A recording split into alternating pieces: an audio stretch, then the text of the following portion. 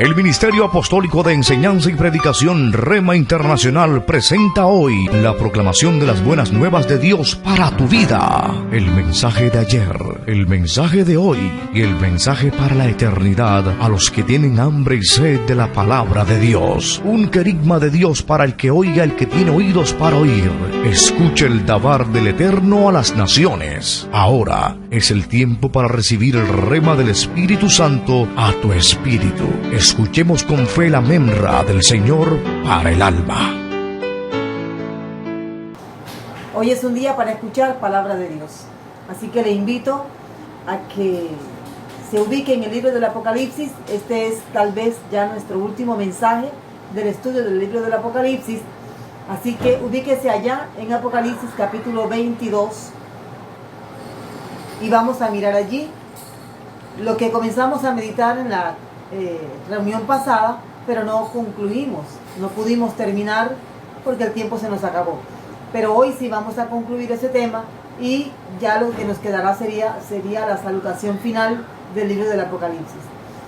Cuando escuchamos la palabra de Dios, viene respuesta de parte del Señor.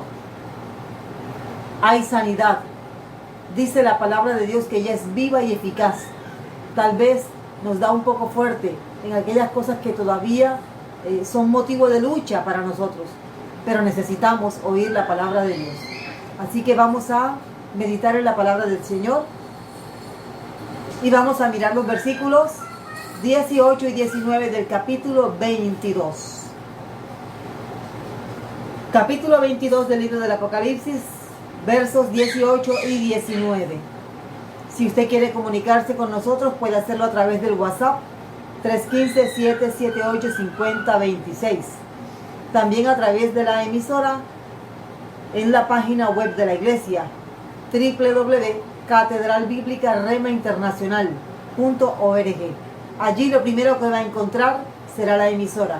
La emisora se llama Remanente Estéreo, porque esta es la emisora de los últimos tiempos. Así que siempre vamos a estar predicando, enseñando, siempre va a haber palabra, siempre habrá un mensaje de parte del Señor a través de su emisora Remanente Estéreo para todo aquel que necesite. Atentos, porque a través de la predicación de la palabra del Señor puedes encontrar respuesta a lo que estás preguntándote, puedes encontrar solución a aquello que piensas que tal vez no tiene salida, puedes encontrar también paz de parte del Señor. Vamos en el título que comenzamos la reunión pasada, en el estudio pasado. ¿Qué significa añadir o quitar a la profecía? ¿Qué significa añadir o quitar a la profecía? Vamos a leer los dos versículos 18 y 19 de Apocalipsis 22. Leemos en el nombre del Padre, del Hijo y del Espíritu Santo. Yo testifico a todo aquel que oye las palabras de la profecía de este libro. Si alguno añadiere a estas cosas, Dios traerá sobre él las plagas que están escritas en este libro. Y si alguno quitare de las palabras del libro de esta profecía, Dios quitará su parte del libro de la vida y de la santa ciudad y de las cosas que están escritas en este libro. El que da testimonio de estas cosas dice: ciertamente vengo en breve. Amén. Sí, ven Señor Jesús. La gracia de nuestro Señor Jesucristo sea con todos vosotros. Amén. Allí concluye el libro del Apocalipsis. Así que retomemos el punto y aprovechamos al máximo el tiempo. Vimos lo que significa añadir a la palabra del Señor. La palabra del Señor es una profecía. Vimos lo que también sucede a aquel que le quita, al que le añade y al que le quita. Vimos también el significado de las palabras añadir y quitar. Alcanzamos a ver la plaga con la que el Señor castiga, reprende a aquellos que añaden o quitan de su palabra, la palabra profética más segura, la Biblia. Y quedamos allí. Me gustaría retomar en ese punto y ahondar, de pronto no tanto, pero sí hacer énfasis en lo que es cambiar la palabra del Señor, añadiendo, quitando o tal vez restándole el valor sagrado que tiene la Biblia, quitándole la importancia que tiene la palabra de Dios para la salvación de la humanidad, de todos aquellos que creen en Jesús.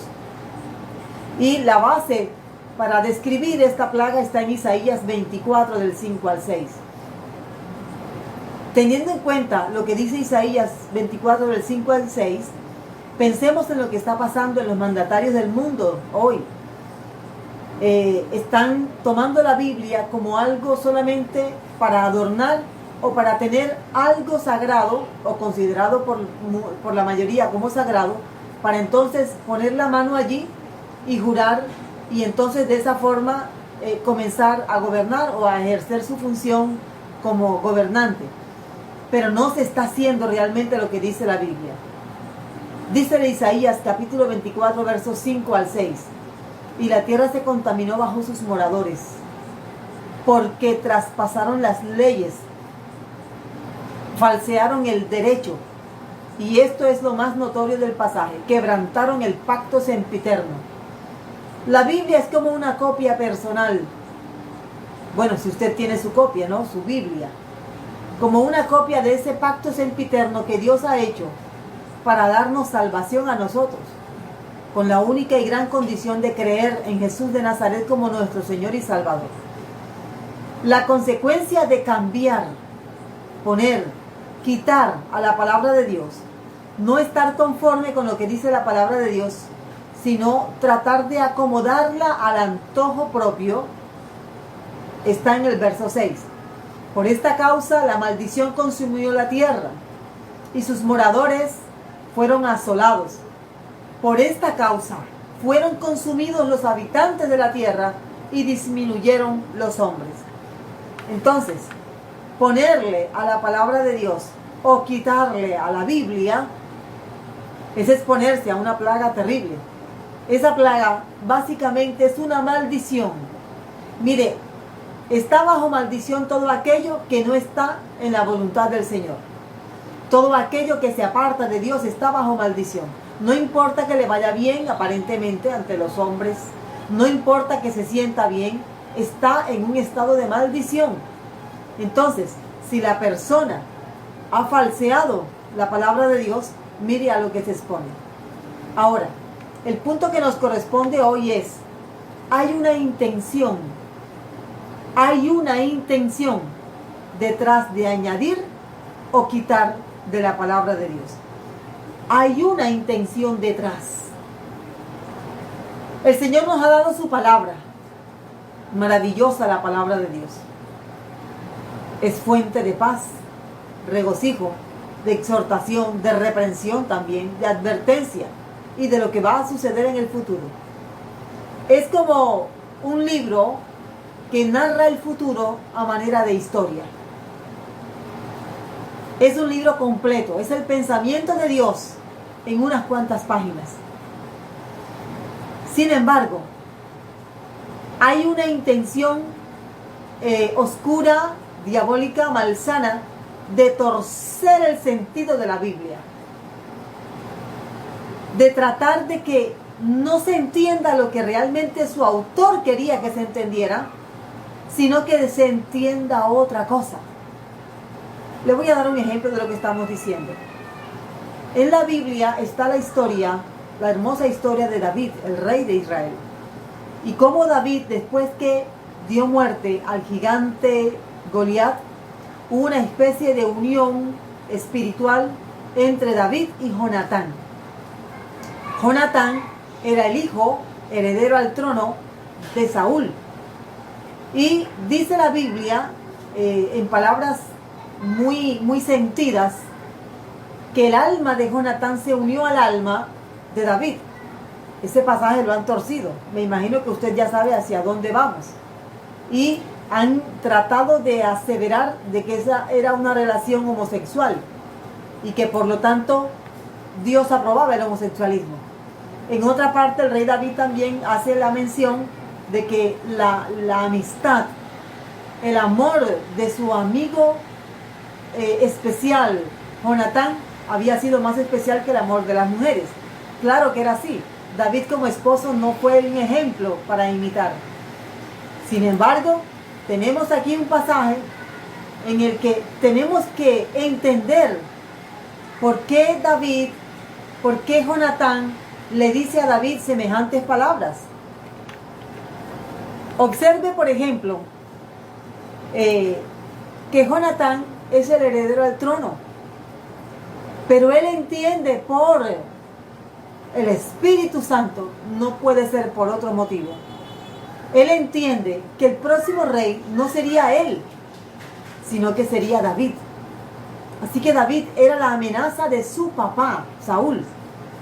Por consiguiente, esa amistad se entrelaza con tanta fuerza porque es que Jonatán sacrifica su deseo, su anhelo de ser rey de Israel para que se cumpla realmente el propósito de Dios, que era que David y su dinastía, su genealogía, fueran los que ocuparan el trono de Israel. Eso es muy grande. Jonatán se negó a todo un futuro. Jonatán se negó a toda una posición, prefiriendo a David por encima de su papá, que estaba ya delirando. Así que ese es el motivo por el que esta amistad fue tan fuerte.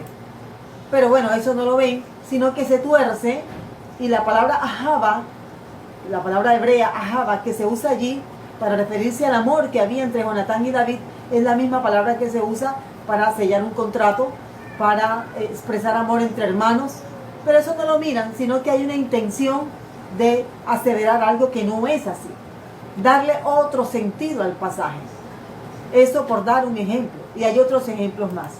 Vamos un momento, por favor, a la primera carta a Timoteo. Primera carta a Timoteo, capítulo 4, verso 11. Y vamos a ver aquí un ejemplo de quitar y añadir. Y usted esté muy atento, porque la Biblia nos enseña que nuestros sentidos espirituales deben estar ejercitados para discernir entre el bien y el mal.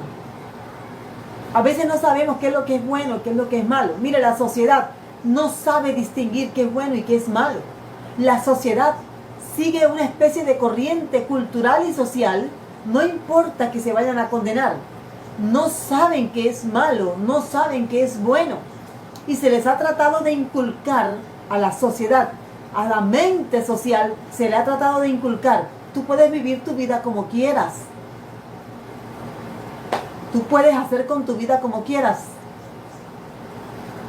Y la persona en el momento como que bajo ese sistema como que siente libertad, aparente libertad. Pero cuando comienza a desarrollarse como la persona cree que es, como ella quiere, y comienza a estrellarse y comienza a ver las consecuencias de sus malas decisiones, se da cuenta de que no supo discernir entre el bien y el mal. La única forma de discernir, saber distinguir lo que es bueno de lo malo, es conociendo la palabra de Dios. El hombre necesita un patrón, una regla de conducta que le enseñe qué es lo bueno y qué es lo malo. Si no hay patrón de conducta, entonces cada persona tiene su propio patrón personal. Y de acuerdo a su patrón personal, decide qué es bueno y qué es malo. El asunto es que el vecino tiene también su patrón personal de lo que es bueno y qué es lo que es malo. Y en eso va a haber choques. Porque el hombre decidió no tener el patrón perfecto, el patrón eterno de lo que es el bien y el mal. Saber distinguir entre el bien y el mal no es fácil. Aún gente que conoce la palabra de Dios ha sido engañada. Aún gente que ha tratado de discernir se han equivocado, porque les ha faltado más conocer el pensamiento de Dios. Les ha faltado más llenura del Espíritu Santo de Dios. Por eso es que el apóstol Juan dice en el capítulo 4 de su carta: probad los espíritus, probad los espíritus. Examina la situación, examina la persona, examina sus actitudes, sus palabras, su conducta, examínala y date cuenta si es bueno o si es malo. Porque si no es bueno, sino que es malo, y tú le sigues, te vas a dar con una pared y te vas a golpear muy fuerte y va a ser muy doloroso. El ejemplo que vamos a tomar para tratar de entender mucho mejor la idea que está en Apocalipsis capítulo 22, versos 18 y 19, quitar y poner a la palabra de Dios, a la profecía, a la palabra profética más segura. Aquí, 1 Timoteo 4:11. Pero el Espíritu dice, habla, se expresa claramente que en los postreros tiempos algunos apostatarán de la fe, escuchando a espíritus engañadores y a doctrinas de demonios. Guíanos, oh Dios, por tu palabra. Enséñanos tu palabra, Señor. Apercíbenos, Señor. Abre, Señor, el entendimiento. Sensibiliza los corazones, oh Dios, para que tu palabra haga nido en cada corazón. En el nombre de Cristo Jesús. Escuchando espíritus engañadores y doctrinas de demonios. Aquí hay dos formas. Memorícelo. Anote en su libreta. Todos los hermanos que están anotando en su libreta. Tenga presente lo que sucede cuando la persona quita lo que no es, lo que no debe quitar de la palabra de Dios, o añade a la palabra de Dios cosas que son humanas. Las personas que hacen esto están escuchando espíritus engañadores y doctrinas de demonios. Mírelo bien. ¿Tiene su Biblia abierta? Si no la tiene abierta, ábrala por favor, 1 Timoteo 4:1. Porque un pasaje como este, si usted lo entiende bien por el Espíritu Santo de Dios, te va a guardar de un mal momento, te va a guardar de un falso profeta, te va a guardar de un falso maestro. Dice que algunos apostatarán de la fe, escuchando espíritus engañadores y a doctrinas de demonios. Espíritus engañadores. ¿Qué significa esa frase? Mire, esa frasecita, espíritus engañadores, está asociada con Mateo capítulo 12, verso 43. ¿Cómo así? Resulta que la expresión espíritus engañadores literalmente significa espíritus errantes, espíritus vagabundos, espíritus que miran de lejos, se paran en un lugar, van a otro lugar y van a otro lugar. A ver, quiero hacer un pequeño paréntesis aquí, sin desviarnos, por favor, del tema. Un espíritu es una persona que no tiene cuerpo físico. Un espíritu es una persona con mente, emociones, voluntad, igual que tú, igual que yo, pero no tiene cuerpo físico. Eso es un espíritu. Pero en este caso se está diciendo que es un espíritu errante. Es una persona errante, un vagabundo que miente. Él no tiene un lugar seguro, no tiene un lugar fijo. Anda por lugares secos. Y él mira de lejos. A ver, ¿a quién le interesa estudiar la palabra de Dios? Porque es que el diablo se dio cuenta que el hombre quiere estudiar la Biblia. En términos generales, el hombre quiere estudiar la Biblia, quiere conocer a Dios. Pero el diablo, cuando se dio cuenta que no podía impedirlo, trató de desaparecer la Biblia, y la Biblia lo que hacía era que proliferaba más. El diablo entonces lo que le dijo al hombre fue: bueno, entonces estudia la Biblia, pero permíteme enseñártela. Permíteme enseñarte la Biblia. Obviamente, cuando el diablo enseña la Biblia, hace lo que hizo con Eva, con que Dios te ha dicho que no comas. Le añade. Usted mira ese pasaje en Génesis capítulo 3. Hay una parte allí que Satanás le está diciendo a Eva que Dios no se la dijo. Está añadiendo. En cambio, también le está quitando algo que Dios sí le dijo.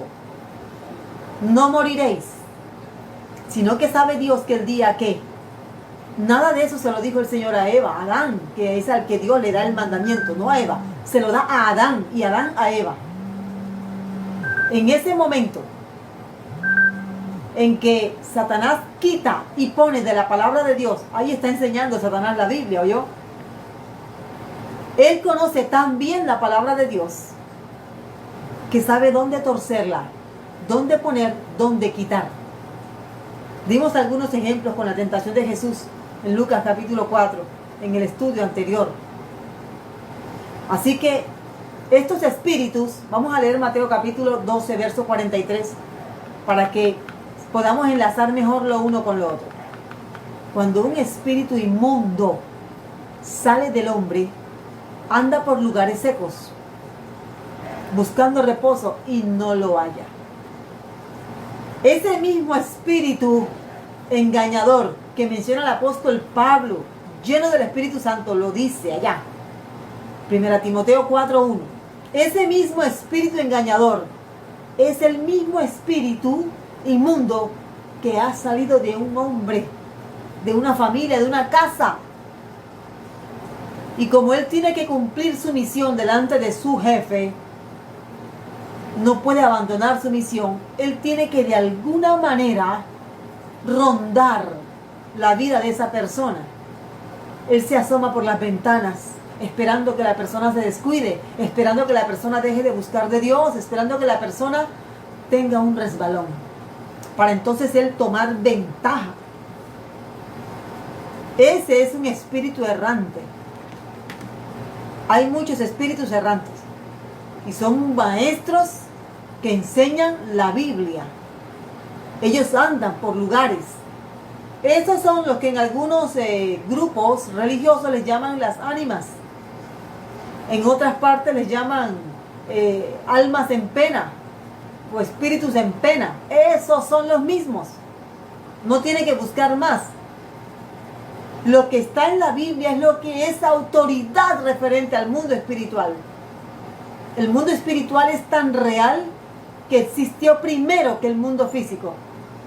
Es incluso más real el mundo espiritual que el mismo mundo físico.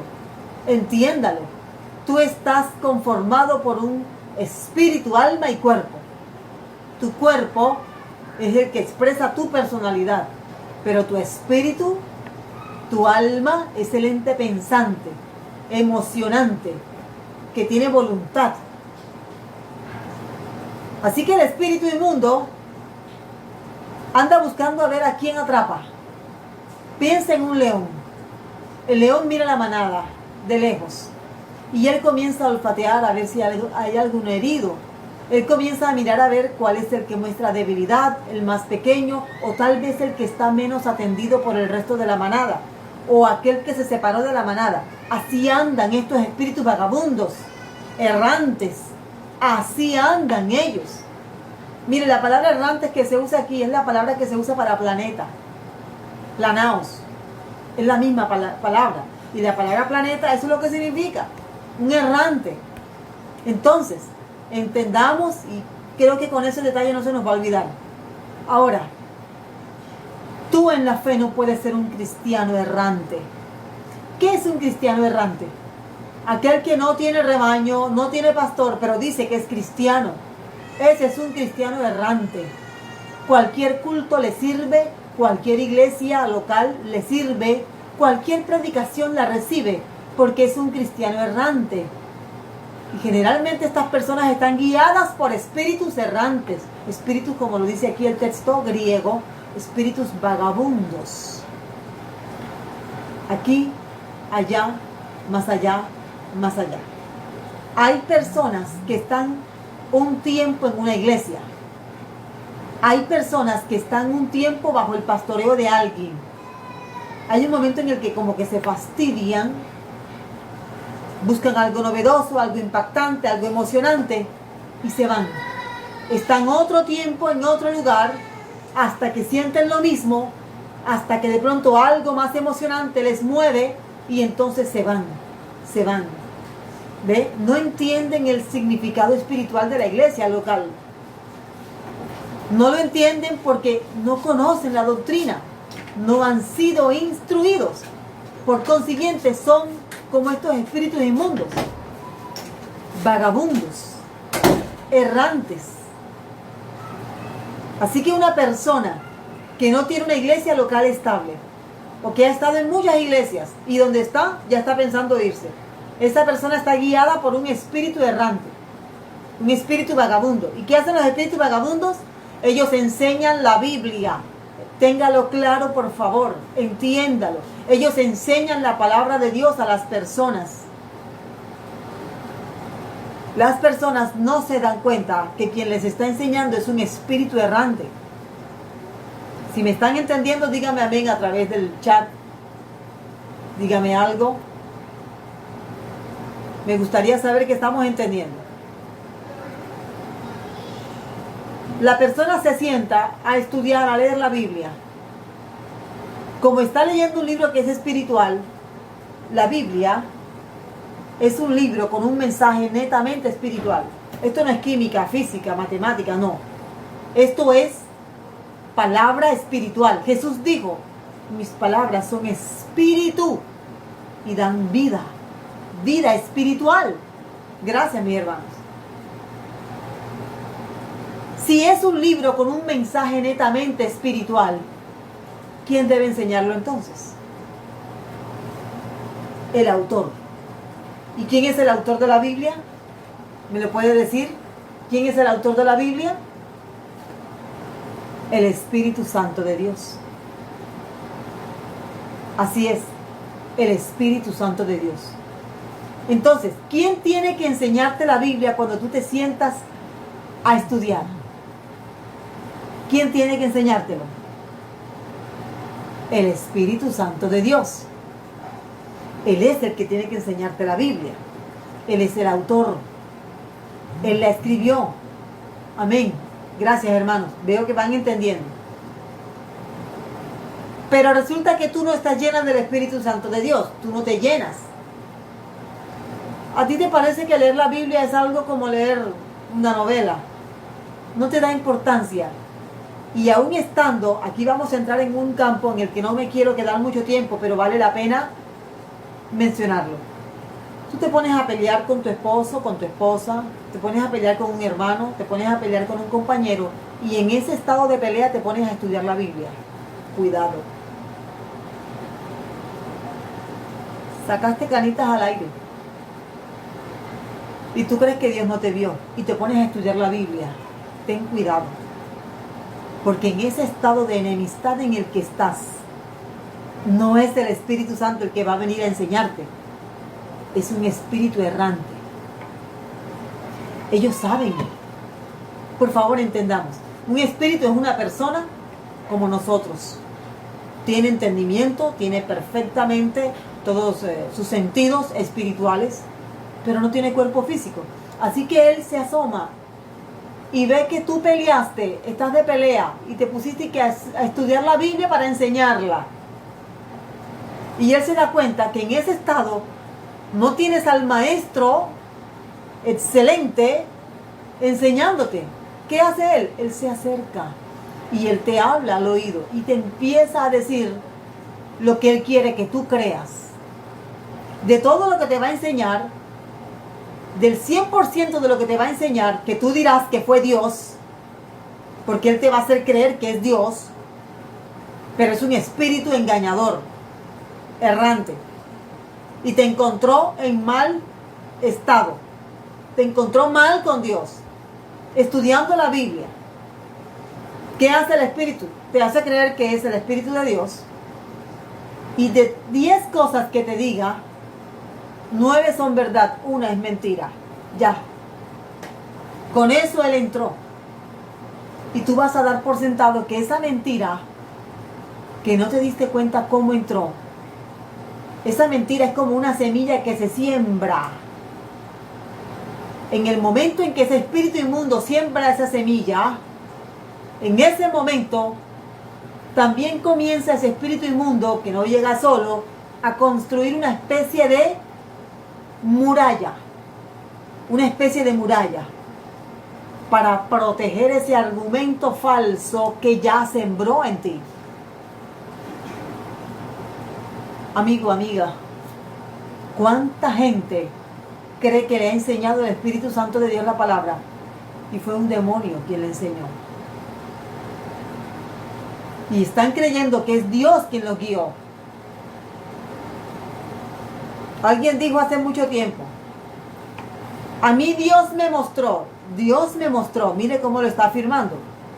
Todo lo que ve en sueños, todo lo que ve en visión, todo lo que escucha, todo lo que quiere escuchar, todo lo que cree entender de la Biblia, él da por sentado que es Dios quien se lo enseñó. Como él está completamente convencido de que es Dios quien se lo enseñó, él va a defender eso como gato boca arriba. Él va a fortalecerse en esa posición, en ese argumento, y va a llegar el momento en que ese argumento estará tan fuerte como una fortaleza, y solamente con oración y ayuno, si Dios lo permite. Entonces, hay corazones que se han endurecido, por enseñanzas de espíritus engañadores. Ojo con eso. Si te vas a sentar, escúchemelo bien, por favor. Anótelo, escríbaselo, repítaselo. Usted no puede meterse a estudiar la Biblia enojado con alguien. Usted no puede meterse a estudiar la palabra de Dios si está de pelea. Tiene primero que pedir perdón. Obviamente, tú recuerdas los pasajes que tienes en tu cabeza, pero si vas a estudiar la Biblia, tienes que estar en paz con Dios. Porque si no, se te va a sentar un demonio al lado y vas a creer que es el Espíritu Santo. Santo eres, Señor, digno de alabanza. Guarda, Señor, a tu pueblo. Guarda, Señor. ¿Cuántos ministros de la palabra pelean? Y después que pelean con alguien, la esposa, el esposo, el vecino, el hijo, el papá, van y predican como si no hubiera pasado nada. ¿Cómo pueden? Tienes que estar en paz con todos. A ver, ¿quién me dice de todos los que están conectados en este momento? ¿Qué pasa cuando te enojas? Cuando una persona se enoja. ¿Qué pasa cuando la persona se enoja? No pide perdón y se acuesta. ¿Qué pasa cuando la persona deja que ese enojo siga? ¿Qué pasa con el Espíritu Santo de Dios? Tú lo sabes. El Espíritu Santo se contrista, se arrincona, se hace a un lado, siendo Dios eterno y poderoso. Porque es que Él no puede ministrar, no puede fluir en la vida de una persona que está enojada. Así que muchas de las falsas doctrinas que se pregonan hoy son producto de gente que creyó que podía burlarse de Dios. Estar en enemistad con alguien y seguir y leer la Biblia y enseñarla como si nada hubiera pasado. Qué equivocados estaban. El Señor nos guarde. Entonces, así es, se contrista. Gracias, mi hermana Yasmín. Tenemos ahora la otra expresión. El Espíritu Santo no se va, hermanita. El Espíritu Santo se contrista. La expresión contristar tiene que ver como con arrinconarse, apartarse, hacerse a un lado. Si la persona pasa el tiempo y la persona no reacciona, el Espíritu Santo puede irse de la vida de la persona. Pero no somos quienes para decir ni cuánto tiempo tarda o qué pasa. Lo ideal es que la persona perdone o pida perdón, se reconcilie con Dios, para que no pierda su estado de hijo de Dios. Entonces, ahora entramos en las doctrinas de demonios. Esto también lo hacen estos espíritus inmundos. Mire lo que dice 1 Timoteo 4:1. Estamos en el tema, ¿qué significa añadir o quitar a la profecía? engañadores. Ya sabemos lo que significa espíritus engañadores. Y a doctrinas de demonios. Doctrinas de demonios. Mire que son dos eslabones importantes. Doctrina de demonios. La expresión griega de esta frase la podemos leer de la siguiente manera. Didaskalais daemonion. Didaskalais daemonion. Significa enseñanza de otro Dios. Enseñanza de otro Dios. O sea, la expresión demonio significa alguien, una entidad sobrenatural. Antiguamente un demonio no era tenido, la sociedad pues no tenía en estima a los demonios como algo malo. Cuando ya la Biblia comienza a circular, es que se entiende que un espíritu inmundo es un demonio. Entonces se le pone al espíritu inmundo el nombre de demonio. Pero para muchos la palabra demonio estaba más asociada con un ser sobrenatural, con algo que, como con el tótem. El tótem es una deidad que adoran en algunas regiones como su Dios. Por ejemplo, podríamos mencionar el supuesto doctor José Gregorio Hernández. Es una especie de demonio. Es un demonio, porque es un ser sobrenatural, pero no de la luz, es de las tinieblas. Lo mismo ocurre con la adoración a la Reina del Cielo. Lo mismo ocurre con la adoración a otras entidades espirituales de maldad, que se les llama demonios. Entonces, doctrinas de demonios. Bien, entendamos un momento lo que significa una doctrina. Alegóricamente, para que entendamos mejor, la doctrina es el alimento espiritual que sostiene nuestra vida espiritual. En la Biblia, la doctrina se compara con la leche espiritual que necesita un recién nacido para sobrevivir en la fe. El Señor Jesús también la compara con el pan de vida. Así que la palabra de Dios tiene la doctrina. La palabra de Dios es la doctrina que nos alimenta a nosotros, que nos abastece. Agua, es pan, es leche, es vianda y es leche tierna. Dependiendo de la persona y su tiempo o su madurez espiritual. Así la palabra de Dios es suministrada a las personas. Así que una persona que está empezando en la fe no debe recibir ese alimento que de pronto sí reciben ya personas que están un poco más adiestradas en el estudio de la palabra de Dios. La doctrina entonces tiene varios niveles. Voy a decir el nivel que tenemos en Catedral Bíblica Rema Internacional. Los niveles que tenemos en doctrina son los siguientes. Todos son doctrina, pero van de menos a más. Tenemos el nivel de neonatos, para aquellos que están empezando en la fe. Eso es doctrina. Tenemos el nivel de didaqué. Es el segundo nivel de doctrina. Debe ser un poquito más profundo que el primero. El tercer nivel de la doctrina que enseñamos es el nivel de didascalia. Didascalia es un nivel de doctrina un poco más fuerte. Aquí se enseñan temas que no se enseñan acá. Son un poco más comprometedores. Tenemos otro nivel que se llama el nivel de mentoría.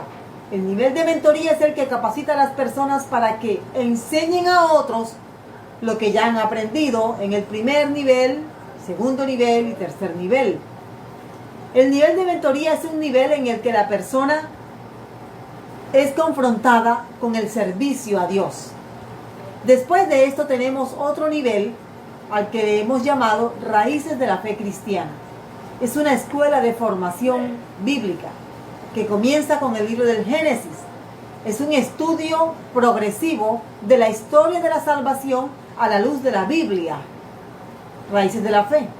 Tenemos también el Seminario Teológico Rema Internacional, que es otro nivel interdenominacional intereclesiástico para todos aquellos que quieren formarse bíblica y teológicamente, y ese nivel sigue y sigue hasta doctorado en teología. La doctrina es el sistema de creencias en el que cree una persona, una iglesia. Es la confesión de fe, es aquello en lo que tú crees.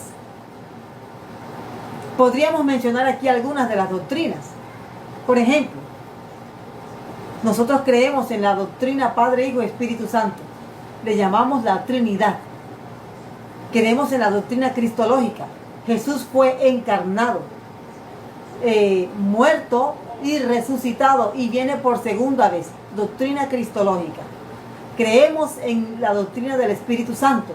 El Espíritu Santo de Dios es una persona, es Dios y ministra en medio de su iglesia. Creemos en la doctrina de los ángeles. Creemos en la doctrina de los cielos nuevos, tierra nueva. Creemos en la doctrina de la iglesia, la eclesiología. La doctrina está sistematizada, está organizada, porque por muchos años se ha estudiado la palabra de Dios para tratar de organizar, esquematizar, sintetizar y al mismo tiempo sistematizar. ¿En qué creemos? Una persona abre la Biblia y la doctrina está aquí, pero si abre la Biblia así en cualquier pasaje, alegoría de Sara y Agar,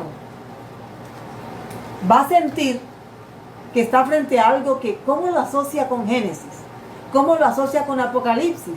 La alegoría de Agar o Sara y Agar. ¿Cómo asocia la parábola del sembrador o del hijo pródigo con Apocalipsis? ¿Qué es lo que hace la teología? La teología sistematiza la doctrina para que usted pueda estudiar la Biblia y entenderla. Esto se hace mediante técnicas de interpretación, métodos de interpretación, reglas de interpretación. No es cualquier cosa, es toda una ciencia. Al estudio de la Biblia en sí, de su formación, su escritura, sus autores, a eso se le llama bibliología. Es la materia que se encarga de estudiar la ciencia del libro sagrado. Esto es toda una ciencia realmente.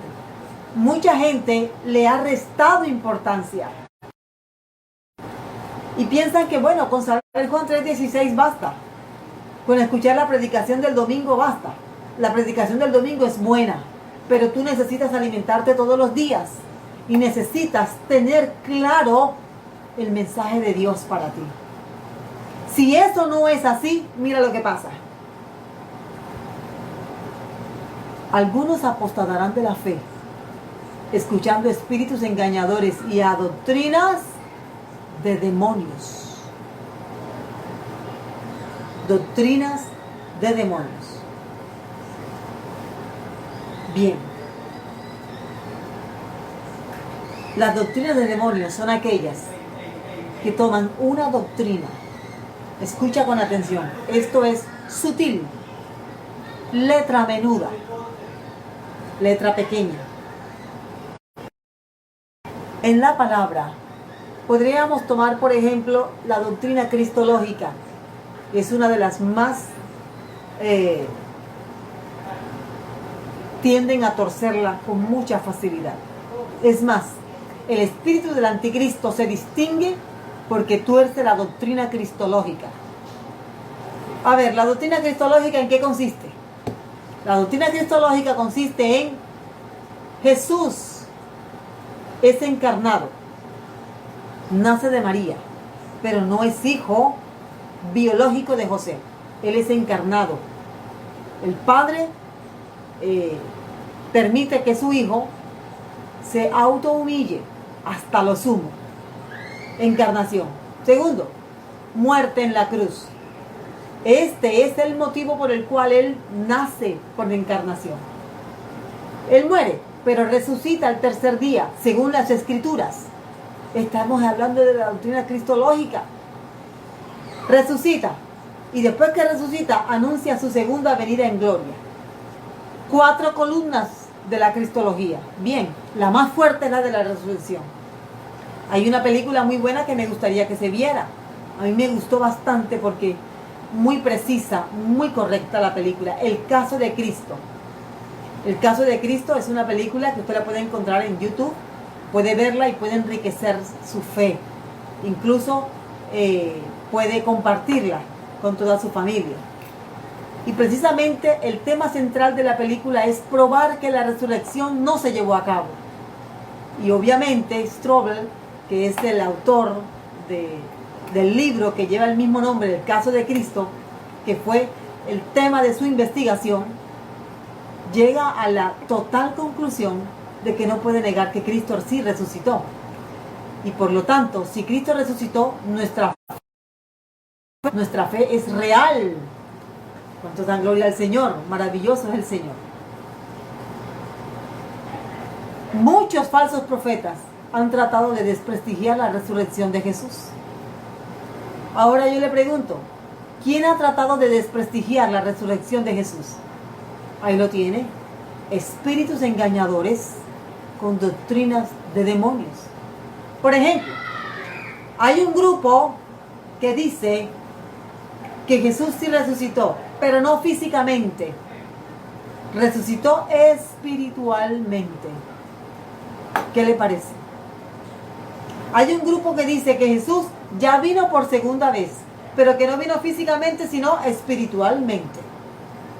Entonces solamente lo vieron aquellos que dicen que vino espiritualmente. Esas dos posturas que he mencionado son doctrinas de demonios. Jesús resucitó en cuerpo físico. Y usted debe creerlo. Si usted no cree que Jesús resucitó, entonces usted está mal. Usted tiene problemas con la doctrina. Y si tiene problemas con la doctrina, usted no es de la iglesia. Usted no ha sido enseñado por el Señor. Y la iglesia es columna y baluarte de la verdad. Nosotros somos los pregoneros de la verdad y tenemos que defenderla a capa y espada. Si alguien dice que Jesús no viene por segunda vez, es un hereje y ha sido enseñado por espíritus engañadores que le han enseñado doctrinas de demonio. Ahora, ¿cuánto de mentiras se necesita en una doctrina para ser rechazada? ¿El 10%? ¿El 20%? Solo con el 1% de mentira, en un total del 100%, debes rechazar esa doctrina porque no es de Dios. Una gota de cianuro todos los días en tu vaso con agua terminará matándote. Igual pasa aquí. Entonces, ya que hay espíritus engañadores enseñando sistemas doctrinales de error, podríamos aquí mencionar muchos sistemas doctrinales de error. Aquellos que dicen que Jesús fue creado. Hay un grupo que dice que Jesús fue creado. Los testigos de Jehová dicen eso. Los mormones también dicen algo parecido. Que Jesús y Satanás eran hermanos. Y una cantidad de cosas raras que no vienen de Dios ni de su palabra, sino de espíritus engañadores. Estos demonios han usado el corazón de gente que se torció, gente que se amargó, gente que no estuvo de acuerdo con lo que el Señor dijo en su palabra y se levantaron en contra del Señor. Tenemos que concluir, no sin antes preguntar lo siguiente: ¿qué tanto tiempo dedicas al estudio de la Biblia? ¿Qué tanto tiempo dedicas al estudio minucioso de la palabra de Dios, la Biblia? Otra pregunta: ¿te has sentado a estudiar la Biblia estando enojado con alguien? ¿Te has sentado a estudiar la Biblia lleno de dolor, lleno de ira, lleno de rabia? ¿Has usado la Biblia para citársela a alguien de manera imprecatoria, deseándole la muerte? En la Biblia hay salmos, como el Salmo 109, que hay gente que lo usa para dedicárselo a personas a las que les quieren hacer el mal, como si fuera un acto de brujería. Tienes que meditar en la palabra del Señor, pero tienes que hacerlo con un corazón sano, con un corazón limpio. Ahora, si tienes problemas para perdonar, tienes que buscar ayuda. No puedes seguir así, porque así no entrarás en el reino de los cielos. Te quedarás con el deseo de ser del Señor, pero no lo alcanzarás. Vamos a orar. Vamos a darle gracias al Señor por su misericordia y por su bondad.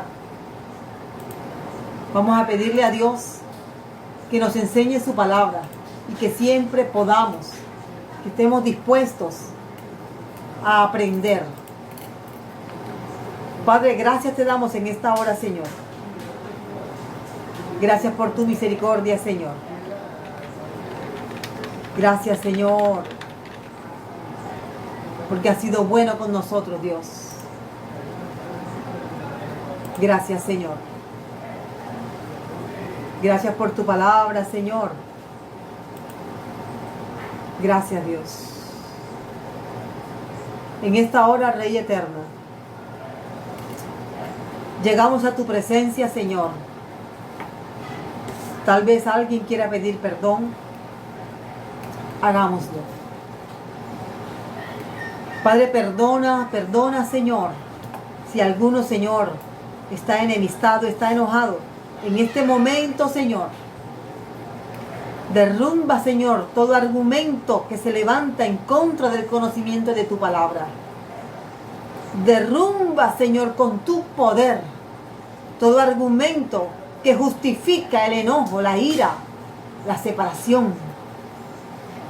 En el nombre de Jesús de Nazaret te ruego, Dios eterno, derrumba, Señor, todo argumento que se oponga al conocimiento de tu palabra. Toda muralla de oposición se derrumba ahora en el nombre de Jesús de Nazaret. Toda falta de perdón se va en el nombre de Jesús de Nazaret. Todo rencor, odio, envidia, celos, ahora mismo se corta en el nombre de Jesús de Nazaret. Señor, para que tu Espíritu Santo enseñe tu palabra. Para que tu Espíritu Santo nos guíe por tu palabra, nos enseñe tu palabra. Enséñanos.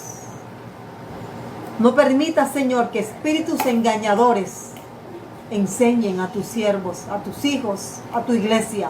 No permitas que enseñen ningún espíritu inmundo doctrinas de demonios. Guíanos por tu palabra, enséñanos por tu palabra. Instrúyenos, Señor, para poder discernir entre lo bueno y lo malo, para poder proteger a nuestra familia, para poder entender tu voluntad para nosotros, para que aunque haya hombres en el poder que cambien tu palabra, Señor, nosotros podamos seguirnos por tu palabra. Padre, gracias. Gracias, Señor. Permítenos, Señor, por tu Espíritu Santo, Señor, entender lo que tú quisiste decir en cada pasaje. Pon en nosotros, Señor, el deseo de querer entender, de interpretar correctamente tu palabra, Señor. Por eso te ruego en esta hora, Dios, perdona, Señor, y llena con tu Espíritu Santo. Hermano, en este momento dígale: Padre, lléname con tu Espíritu Santo, porque Él es el que va a enseñarle a usted la palabra de Dios. Lléname con tu Espíritu Santo, instrúyeme con tu Espíritu Santo, y reprende todo espíritu inmundo que quiera venir a enseñarme. Ahora mismo me dispongo, Señor, a aprender de tu palabra. Perdóname, oh Dios, las veces que creí lo que no era. Sé tú escribiendo tu palabra en mi corazón. Sensibiliza mi corazón, Señor. Te lo ruego, Dios eterno, en el nombre de tu Hijo amado Jesús. Pongo ahora mismo delante de ti todas aquellas personas que en este momento, Señor, están delante de ti. Y en este momento, Señor, en que hay necesidad,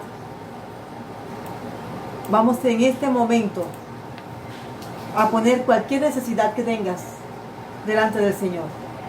En este momento especial en que el Señor está ministrando a las familias. Y vamos a decirle: Padre, entrego mi carga delante de ti en el nombre de Jesús.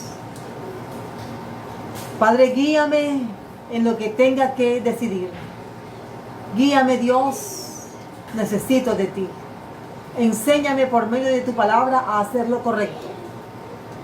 Confieso que perdono y pido perdón. Y creo, Dios eterno, que tu misericordia me cobija, me arropa, me abraza.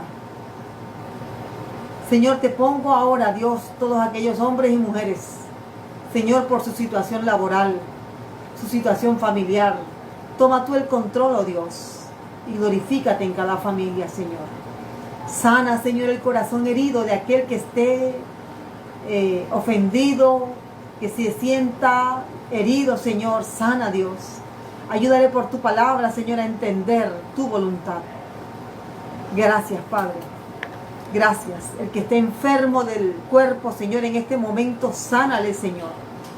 Así como sanaste, Señor, al hombre que tenía agua en la cabeza, así como sanaste al que estaba epiléptico, así como sanaste a la mujer del flujo de sangre, Señor. Ahora, Señor, imparte sanidad en estos cuerpos. En el nombre de Jesús de Nazaret, enviamos sanidad.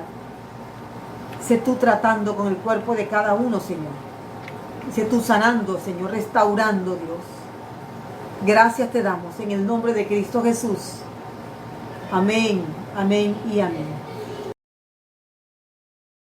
El Ministerio Apostólico Rema Internacional pone a disposición esta predicación. Ofrecemos ministración a simposios, seminarios, campañas evangelísticas, educación globalizada sana y de carácter interdenominacional. Escríbanos a ministerioremainternacional@gmail.com o llámenos al celular 316-270-7181.